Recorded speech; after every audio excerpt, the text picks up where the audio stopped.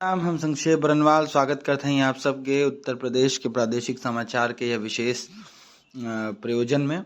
आज के प्रमुख समाचार यह प्रकार से है। अलीगढ़ में मीट कारोबारी हाजी जहीर के यहाँ मिला करोड़ों के नकदी गहना, मनी लॉन्ड्रिंग की आशंका। गोरखपुर में डायलिसिस यूनिट के उद्घाटन और माई दुर्गा पूजा की हन मुख्यमंत्री योगी आदित्यनाथ। मुख्यमंत्री योगी आदित्यनाथ के कांग्रेस पर हमला, कहन नक्सल और आतंकवाद के दिहन बढ़ावा।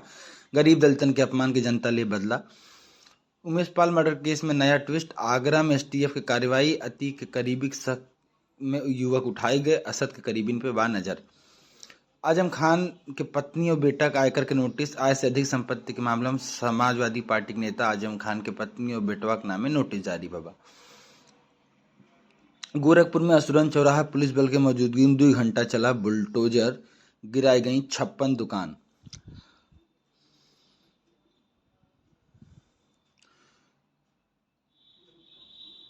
मेरठ में पूर्व मंत्री रसूख दार हाजी याकूब कुरैशी 13 करोड़ की कोठी कुर्क उठी।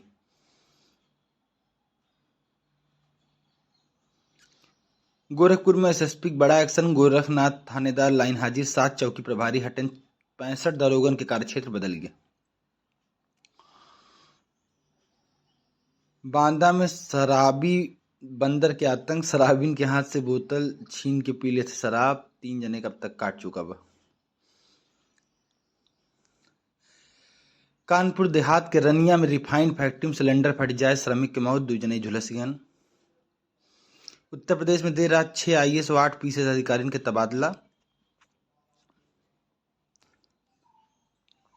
सुप्रीम कोर्ट से सुआर्ट्स के वाइस चांसलर और निदेशक सहित 5 जने गिरफ्तारी पर रोक।